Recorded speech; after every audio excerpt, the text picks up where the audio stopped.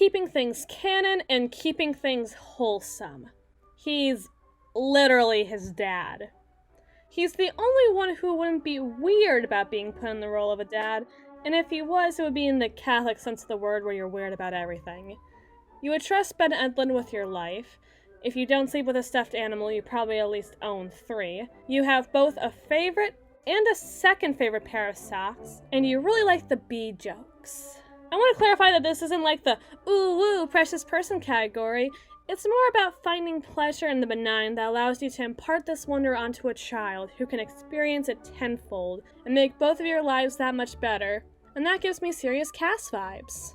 You have rights. Canon is fine except when you personally dislike it, and now is your time to shine. You probably like Destiel, but you like it in the way that explores Dean and how different relationships characterize him. Or at least, you think it's really funny to say they went through a widower's arc on Tumblr. Your relationship with your own father in real life is either really good or bad enough that you are trying to imprint on this Texan millionaire through your screen. Your introduction to poetry was Rupi Kaur, and your reintroduction a few years later was that one guy who wrote, "You're in a car with a beautiful boy whose name I'm forgetting." It'll come to me. Totally.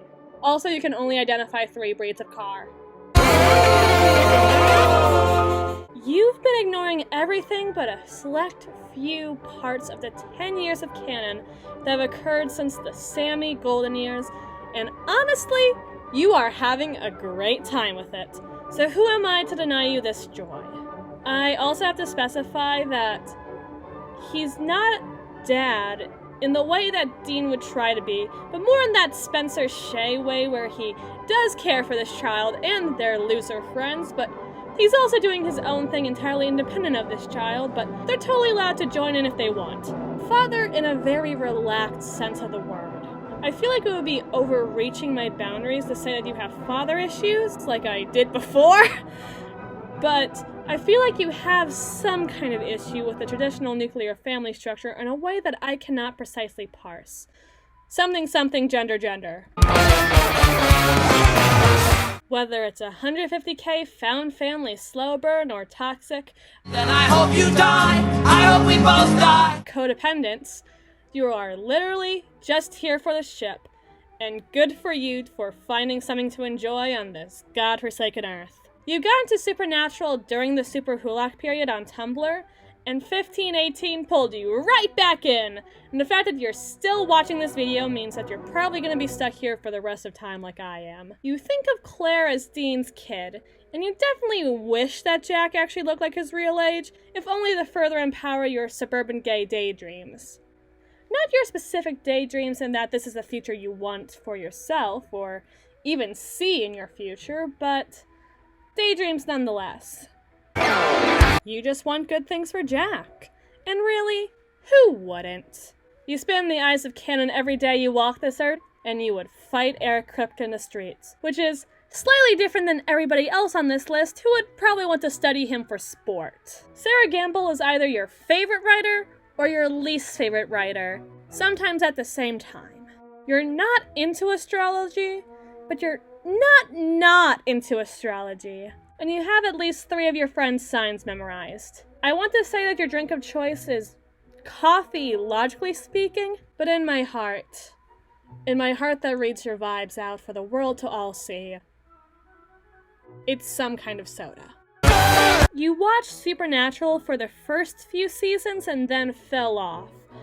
And you're currently only watching Supernatural because Riverdale comes on after it. I'm not saying that that's a bad thing, but I am saying that this is an aspect of you as a person that can be quantified. You probably have a main account and then an alternate fan account, and you do what you can to keep these things as exclusive to each other as possible. I feel like you like tea, but I think we both have very different ideas on what tea is. You think the show should be more focused on the brothers. And I don't want to say that you ship Wincest, but I am going to say that you should.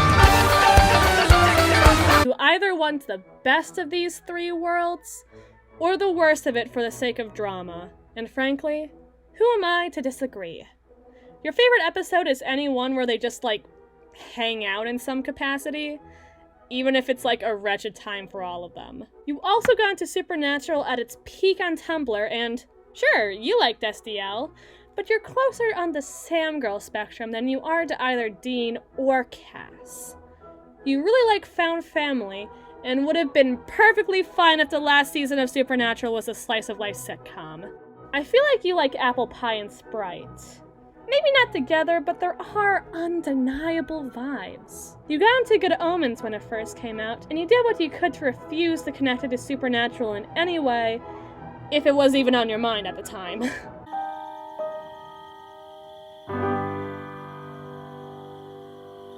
You're technically right, but I'm allowed to resent you for it. The same way you kind of resent that one person who always gets overly technical about things that you don't need to be technical about. You just want to be right.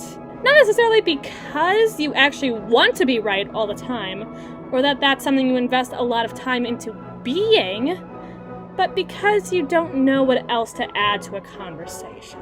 You're like, fun enough at parties. The party started 15 minutes before you walked in, which allows you to ride that initial wave of exhilaration, but if you stay like half an hour too long, you become that one guy from that Chris Fleming song who got rejected by his own pockets after attempting to neg somebody. And all of you are projecting something onto these characters in some capacity, but for the love of God, I really cannot decide what. And for the sake of my own sanity, I cannot make that decision for any of you. Godspeed.